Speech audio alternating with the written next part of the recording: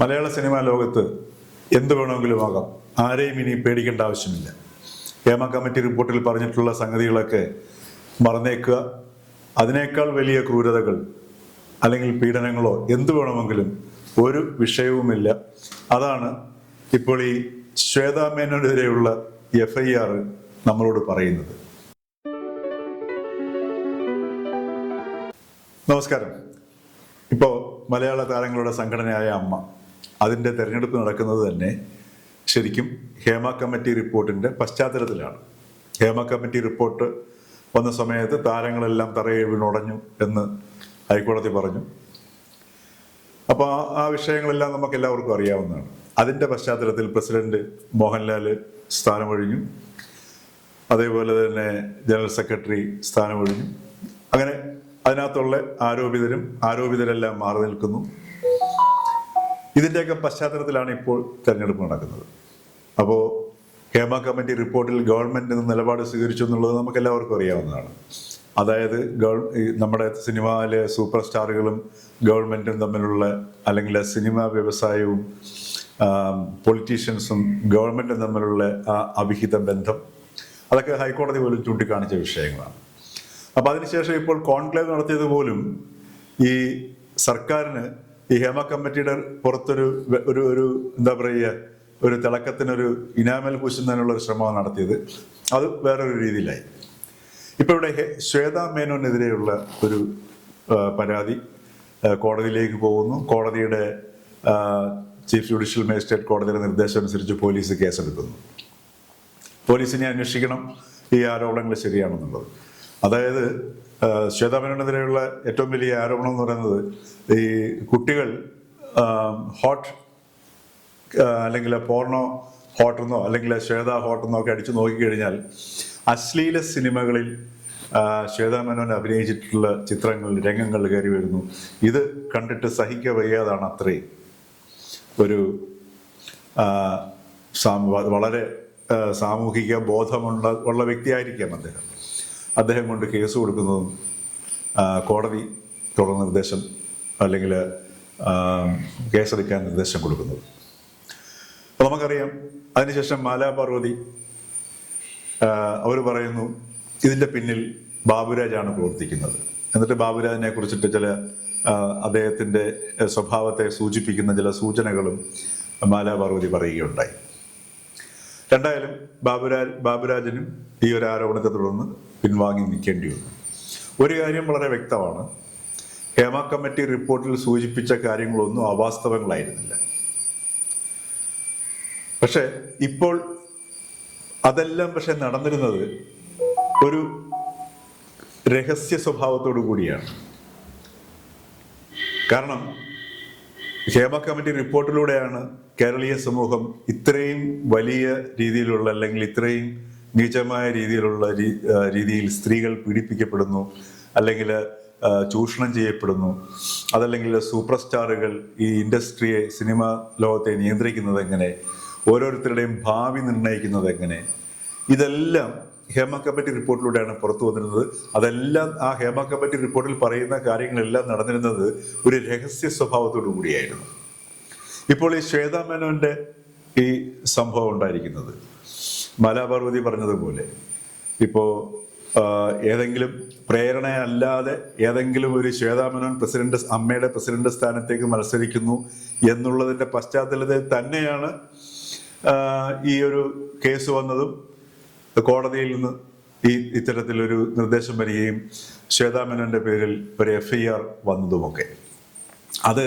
അതുകൊണ്ടല്ല സാമൂഹിക പ്രതിബദ്ധതയും വളരുന്ന കൗമാര കുട്ടികളിലെ ഭാവിയൊക്കെ ഓർത്തിട്ടാണ് ഒരു വ്യക്തി കൊടുത്തതെന്ന് വേണമെങ്കിൽ അതും ന്യായീകരിക്കാം, അതും വേണമെങ്കിൽ ചിലപ്പോൾ ശരിയുമായിരിക്കാം. പക്ഷേ ഈ ഒരു പശ്ചാത്തലത്തിൽ ഇത് വരാൻ കാരണമെന്ന് പറയുന്നത്, നഗ്നമായിട്ട് ഇതുവരെ ഹേമ കമ്മിറ്റിയിൽ പറഞ്ഞിരുന്ന കാര്യങ്ങളൊക്കെ രഹസ്യമായിട്ടാണ് നടന്നിരുന്നതെങ്കിൽ, നഗ്നമായിട്ട് അതല്ലെങ്കിൽ പരസ്യമായിട്ട് അത്തരം നിലപാടുകൾ സംരക്ഷിക്കപ്പെടുന്നതിന് തങ്ങൾ മുന്നിട്ടിറങ്ങും. അതല്ലെങ്കിൽ അത്തരം നടപടികൾ ഫിലിം ഇൻഡസ്ട്രിയിൽ നിരോധിക്കുക സാധ്യമല്ല. അത് നേരിടാൻ തയ്യാറുള്ളവരും അത്തരം സംഗതികൾക്ക് വഴങ്ങാൻ സാധ്യതയുള്ളവരും തയ്യാറുള്ളവരും മാത്രം ഈ സിനിമാ മേഖലയിലേക്ക് കടന്നു വന്നാൽ മതി എന്നുള്ള ഒരു വളരെ ശക്തമായ ഒരു സന്ദേശമാണ് ഈ ശ്വേതാ മേനോനെതിരെയുള്ള ഈ കേസ് കൊടുക്കലിലൂടെ അല്ലെങ്കിൽ ഈ ഒടുവിൽ വന്നിരിക്കുന്ന FIR ഇടിയിലൂടെ സംഭവിച്ചിരിക്കുന്നത്. ഇതെന്തുകൊണ്ടാണ് ഈ ഒരു ധൈര്യം ഇതിൻ്റെ പിന്നിൽ പ്രവർത്തിച്ചെടുക്ക് വന്നത്? അതല്ലെങ്കിൽ പരസ്യമായിട്ട് ഈ ഒരു പ്രസിഡന്റ് സ്ഥാനത്തേക്ക് മത്സരിക്കുന്ന ഒരു സ്ത്രീയെ ലൈംഗികമായ കാരണങ്ങൾ അല്ലെങ്കിൽ ലൈംഗികതയെ അശ്ലീലത്തോട് ചേർത്ത് നിർത്തി അവരുടെ വ്യക്തിത്വത്തെ ഇടിച്ചു താഴ്ത്തി അവരുടെ ഒരു അശ്ലീല ചിത്ര നടി എന്ന രീതിയിൽ ചിത്രീകരിച്ച് അവരെ നശിപ്പിച്ചു പിന്മാറ്റാനുള്ള ഒരു ശ്രമത്തിലേക്ക് പരസ്യമായി ഇറങ്ങാനുള്ള ധൈര്യം വന്നത് എന്തുകൊണ്ടാണെന്ന് വെച്ച് കഴിഞ്ഞാൽ ഈ സിനിമ ഇൻഡസ്ട്രി വളരെ ശക്തമായിട്ട് എസ്റ്റാബ്ലിഷ് ചെയ്തു അല്ലെങ്കിൽ ഉറപ്പിച്ചു. കേരള സമൂഹത്തിൽ അല്ലെങ്കിൽ കേരളത്തിൽ ഗവൺമെന്റിന്റെ ഭാഗത്തു നിന്ന് യാതൊരു വിധമായിട്ടുള്ള നടപടികളോ അല്ലെങ്കിൽ ഒരു ഭീഷണിയോ നിയമ നടപടികൾ പോലും പേടിക്കേണ്ട ആവശ്യമില്ല എന്നുള്ള ശക്തമായ സന്ദേശം കേരള സർക്കാർ ഈ പീഡക വിഭാഗത്തിന് അല്ലെങ്കിൽ വൃന്ദത്തിന് നൽകിക്കഴിഞ്ഞു എന്നുള്ളതാണ്. അപ്പൊ അതുകൊണ്ട് ഇനി ഒരു പെൺകുട്ടി ഈ ഒരു ഫിലിം ഇൻഡസ്ട്രിയിലേക്ക്, അതായത് പഴയ കാലം പോലെയല്ല, ഇപ്പൊ ഒരുപാട് പെൺകുട്ടികൾ ശരിക്കും വളരെ ഈ ഒരു സിനിമ അഭിനയത്തെ ഒരു കലയായിട്ട് സ്വീകരിച്ച് വളരെ ഒരു സർഗശേഷി പുറത്തെടുക്കാൻ താല്പര്യമുള്ള ഒരു അനവധി കുട്ടികൾ നമ്മുടെ ഇടയിൽ സമൂഹത്തിൽ ഉണ്ടായി വരുന്നുണ്ട്. അതൊരു സർഗാത്മകതയും കൂടെയാണ്. ഇനിയുള്ള ഒരു കാര്യം, നമ്മളുടെ ഇന്നത്തെ പുതിയ സാങ്കേതിക വിദ്യ തുറന്നു വെച്ചിരിക്കുന്ന ഈ ഒരു വാതായനത്തിൽ ഇത്തരം സർഗാത്മകതകൾക്ക് അനന്ത സാധ്യതയുമാണുള്ളത്. പക്ഷെ അങ്ങനെയുള്ള ഒരു സർഗശേഷിയുള്ള കുട്ടികൾ ആരും തന്നെ ഇങ്ങോട്ട് വരേണ്ട ആവശ്യമില്ല. മറിച്ച് ഇത്തരം ഒരു സംസ്കാരത്തിലേക്ക് നിശബ്ദമായി ഇഴുകിച്ചേരാൻ തയ്യാറുള്ള ഒരു വ്യക്തി, ഒരു സ്ത്രീ മാത്രം, ഒരു പെൺകുട്ടി മാത്രം ഈ ഇൻഡസ്ട്രിയിലേക്ക് കടന്നു വന്നാൽ മതി എന്നുള്ളതാണ് ഈ ശ്വേതാ മേനോനെതിരെ ഇത്രയും പരസ്യമായിട്ട് ലോകം മുഴുവൻ. ഇപ്പോൾ കഴിഞ്ഞ ദിവസം ഒരു ഫസ്റ്റ് പോസ്റ്റ് എന്ന് പറയുന്ന പൽക്കി ശർമ്മയുടെ ചാനലിൽ അവർ ഈ ഹേമ കമ്മിറ്റി റിപ്പോർട്ടിനെ കുറിച്ച് വിശദമായിട്ട് ഉള്ള ഒരു റിപ്പോർട്ട് കൊടുക്കുകയുണ്ടായി. അതായത് നമ്മുടെ ഇന്ത്യ മുഴുവൻ, ലോകം മുഴുവൻ കാണത്തക്ക രീതിയിലുള്ള ഒരു കവറേജ് ആയിരുന്നു ഫസ്റ്റ് പോസ്റ്റിൽ വന്നത്. അപ്പൊ ഇത്രയും ശ്രദ്ധിക്കപ്പെട്ടിട്ട് ഇത്രയും കേരളീയ സമൂഹത്തിന്റെ മുന്നിലുണ്ടായിട്ട് പോലും പരസ്യമായിട്ട് ഈ ഒരു ഫിലിം ഇൻഡസ്ട്രിയിൽ ഇത്തരം സമീപനങ്ങളുടെ അല്ലെങ്കിൽ ഇത്തരം സ്വഭാവങ്ങളുടെ, രീതികളുടെ, നിലപാടുകളുടെയൊക്കെ പ്രായോജകരായ ആൾക്കാർ പരസ്യമായിട്ട് അവർ രംഗത്തൊന്ന് ചെയ്യുന്നു എന്ന് പറയുമ്പോൾ ഇതൊരു സിനിമ ഇൻഡസ്ട്രിയെ മാത്രം ബാധിക്കുന്ന ഒരു വിഷയമല്ല, ഇതൊരു സാമൂഹിക വിഷയമാണ്. കാരണം കേരളീയ സമൂഹത്തിന്റെ മുന്നിൽ ഈ അധികാരം ഉണ്ടെങ്കിൽ എന്തും ചെയ്യാം, ഏത് നിലവരെ നമുക്ക് പോകാൻ കഴിയും എന്നുള്ളതിൻ്റെ ഒരു വലിയൊരു വെല്ലുവിളിയും കൂടെയാണ്. യഥാർത്ഥത്തിൽ ഇത് നമ്മൾ വളരെ പ്രത്യക്ഷമായിട്ടും പരോക്ഷമായിട്ടും നോക്കിക്കഴിഞ്ഞാൽ ഇത് സത്യം പറഞ്ഞാൽ ജനായത്ത സംവിധാനത്തിന്റെ ഏറ്റവും വലിയ ദൗർബല്യമാണ് ഈ ഒരു ശ്വേതാ മേനോൻ വിഷയത്തിലൂടെ നമ്മൾ കാണുന്നത്. ഒന്ന് ആലോചിച്ച് നോക്കുക. ഇപ്പൊ അശ്ലീലം എന്ന് പറഞ്ഞു കഴിഞ്ഞാൽ തന്നെ എന്താണ് ഇപ്പൊ കേരളത്തിൽ വ്യഭിചാരം എന്നുള്ളത് വളരെ അന്തസ്വൽക്കരിക്കപ്പെട്ട ഒരു സമൂഹമാണ് നമ്മളുടെ. കാരണം വ്യഭിചാരം എന്ന് പറയുന്നത് പൊളിറ്റിക്കൽ കറക്റ്റ്നെസ് അല്ല, അത് സെക്സ് വർക്കാണ്, അത് വളരെ ഉദാത്തമായ ഒരു ജോലിയാണ് എന്ന് നമ്മൾ സ്ഥാപിച്ചെടുത്തൊരു സമൂഹമാണ്. മാത്രമല്ല ഇവരുടെ ഈ സിനിമകൾ, ശ്വേതാ മേനോന്റെ സിനിമകളെല്ലാം സെൻസർ ബോർഡ് വഴി സെൻസർഷിപ്പ് കഴിഞ്ഞ് പുറത്തു വന്നതുമാണ്. അവരുടെ ഇതുവരെയുള്ള ചരിത്രമെല്ലാം നമ്മുടെ മുമ്പിലുണ്ട്.